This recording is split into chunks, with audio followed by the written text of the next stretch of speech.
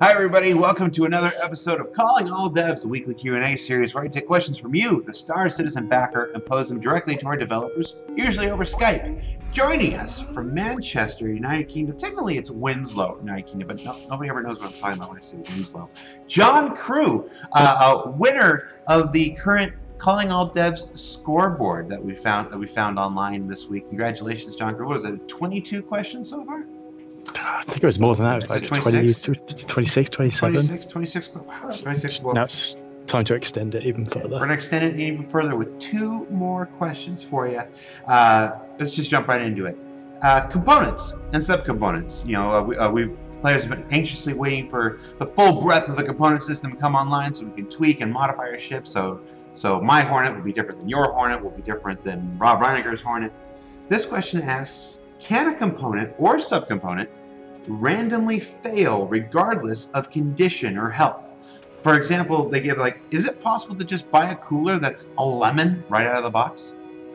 Yes, just like reality, that we want that to be a thing, but unlike reality, that the chance of that happening is going to be incredibly thousands of a percentage chance of that happening. It just simply needs to be there for that value to get bigger over time. Even if something started at 0%, it's going to start ticking up as soon as you start using it. So there's always going to be a chance. It's going to be incredibly tiny, and if that incredibly tiny chance is still too much, then we'll adjust that. We just don't want it to be lemons straight out the box is not fun, but we want there to be that very small chance that occasionally happens. Realistically, you overpowering, overclocking, overheating your items is where those failures are going to come in reliably. At the same time, you want that I'm using the phrase 1 in a million. That's not what the actual ratio is, guys. We're still figuring that out and setting that stuff. But you want that infinitesimal chance for something to just go catastrophically wrong, the best laid plans and being done by a component that will fail you. So yes, I think you said it very clearly. That's not something we anticipate happening a whole lot. Now, we say that and it will happen 3 times to me in a month, because that's just the way my luck runs. But yeah, it depends on the item you buy as well. If you go cheap and buy cheap items, that tiny percentage is a higher percentage than if you had spent much more money on something. Gotcha. All right, a second question for you. Probably the most ideal question for you, Mr. Vehicle Pipeline Director, we've ever presented to you. It is a literal question about the vehicle pipeline. At the 2018 pace of ships, the pipeline appears to have a backlog of about 7 years, I'm just going to say that doesn't quite seem right by my math, but we'll see what John says. Is there a plan to increase the pace of delivery, or should we expect current concepts to be released in 2025? I'd be interested to find out how they worked that timescale out, because from last time I looked at the schedule, it is significantly shorter time frame than that. It's not 7 years worth of stuff, even factoring in all the known future ships. It's nowhere near that. This year gives the idea that it's sort of slowed down. It's because we've had a lot of big ships going on in the background. Right. There's only so many people, and when you put a lot of them on one big ship, there is a big lull in releases. So I think this year is probably one of the most biggest productive years. Yeah. Certainly for a while. We're making a good effort to try and tackle those long-standing ships that have been kicking around, that have not had the love. They're moved up. Everything has priorities. The priorities change depending on the needs of the project at the time. So we had a big push this year for getting stuff for Squadron needs, which is why a lot of things like the Hammerhead flew up the schedule. And every ship is different in its scheduling. So whilst we do have blocks for X months for this size ship, X months for this size ship, within that, those can grow or shrink depending on can it reuse a lot of assets from another ship, like the Hamhead? So the Hamhead, if it was a brand new ship, it would be this long, but because it's reusing a lot of the Idris stuff with material changes, it goes. If you put an extra artist on it, it goes. Yeah. So the exponential can't use growth. the same thing across the board for them all. Right. The exponential growth is a thing that's it applies to all video game development, and it's the hardest thing to quantify and to demonstrate. In those early days, it's that every ship you build makes the next ship just that much faster and faster and faster and faster. So they begin to the progress compounds, and your ability to turn these things around faster and faster increases over time. As not just as our artists learn more and more about how to do it, and how to build these one-on-one spaceships to the scale and level of fidelity that we need here, but as our pool of shareable, reusable resources improves, and we can start, for lack of a better term, kit bashing these ships together. So so while we're not going to sit here and put a specific year or a date, guys, come on, who are you talking to? I'm not going to sit there and say, oh, the ships will be done by this point. And of course, while we are still continuing to add new ships to the pipeline through our constant promotions, I think we're going to do a little bit better than 2025. We'll leave it at that. And, just a little bit. Just a little bit. All right, John, I'm going to let you go, man. I'll take care. Take care. All right. Cheers. All right, bye. Bye. All right, thanks so much, Johnny. Now moving just a little down the way to our own. Well, I just said Johnny, but this guy is Johnny. This is Johnny Gisevius. The real Johnny. The real Johnny. Owner of the coolest name at Imperium. How you doing, Johnny? I'm great, thanks, Jared. How are you? Yeah, I'm doing well. It's CitizenCon. This episode will air after CitizenCon, so it went great. Yep, it was fantastic. Everyone's super happy. And I didn't almost kill myself with months of prep. Okay, I have to say, I have to comment you on your choice of double headphones, Johnny. Yeah, what is going my apologies. Sadly, this microphone's bust. It's gone, but the headphones are still really comfy, so I'm still making use of them. No complaints from me. As the quality's there, then yeah. All right, got a question for you about ammunition. Personal weapons and stuff like that. Well, actually, I guess it applies to. Well, they say well, we'll get into it. I think it's FPS weapons specifically. So this question says, will ammunition for personal weaponry? Okay, it says right there. So will ammunition for personal weaponry be realistically accounted for in that reloading with a partially full magazine forfeits the remaining ammunition, or will that magazine be banked for future use?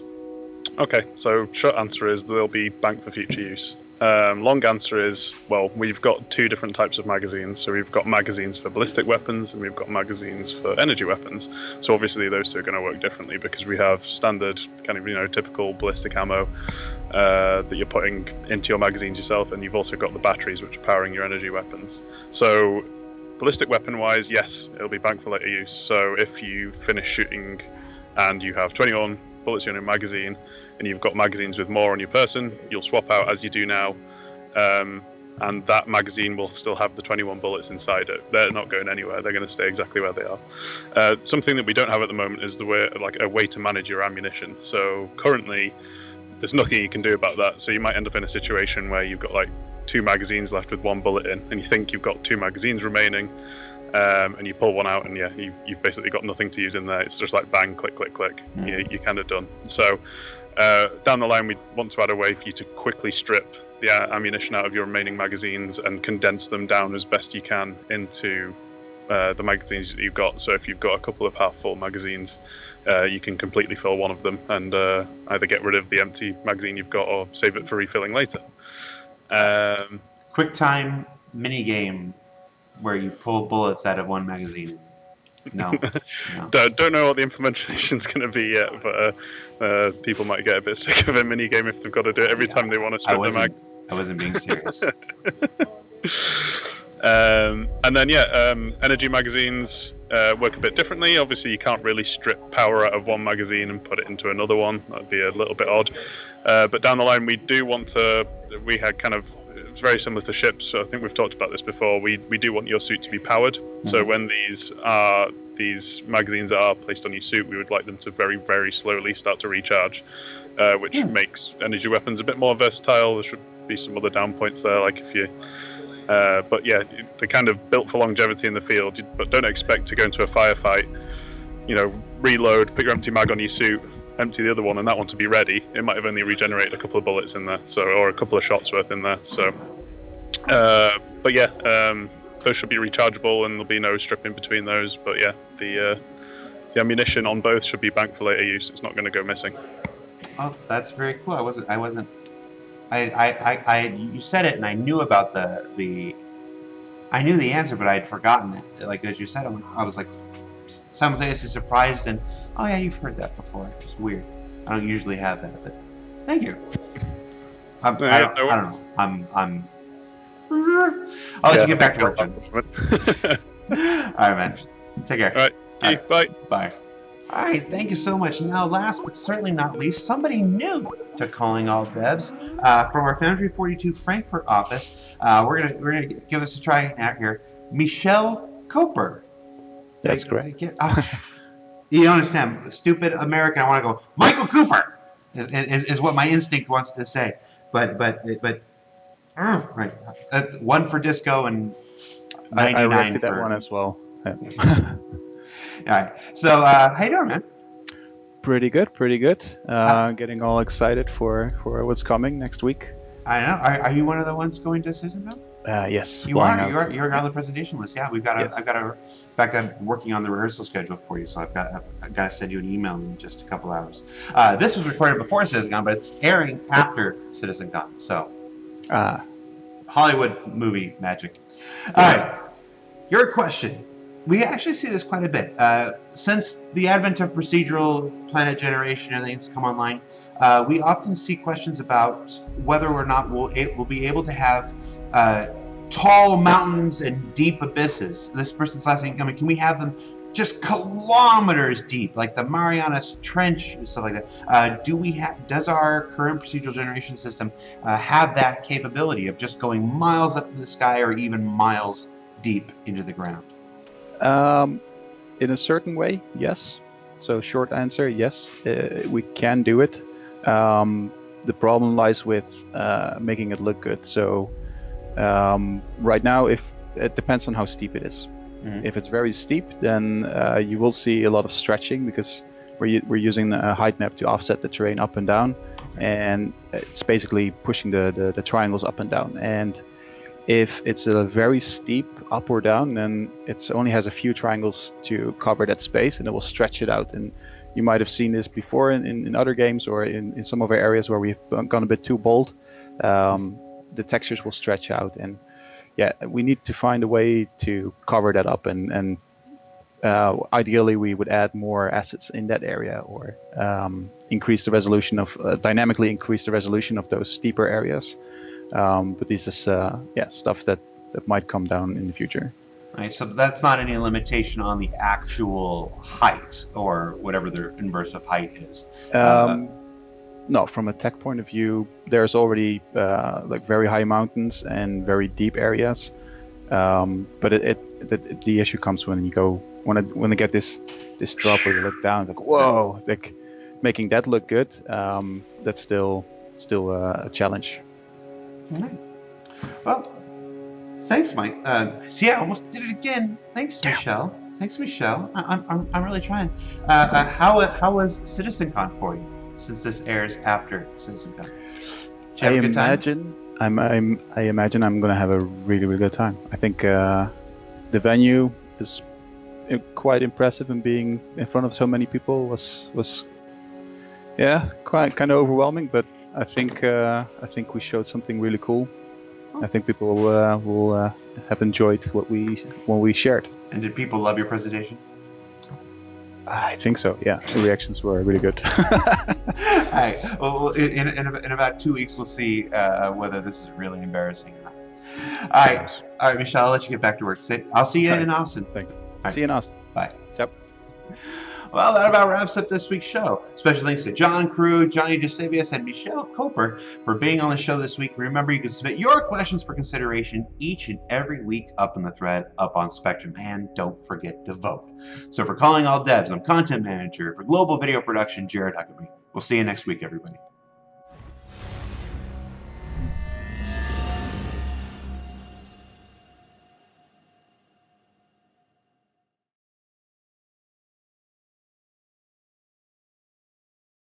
Thanks for watching. For the latest and greatest in Star Citizen and Squadron 42, you can subscribe to our channel, or you can check out some of the other shows, and you can also head to our website at www.robertsspaceindustries.com.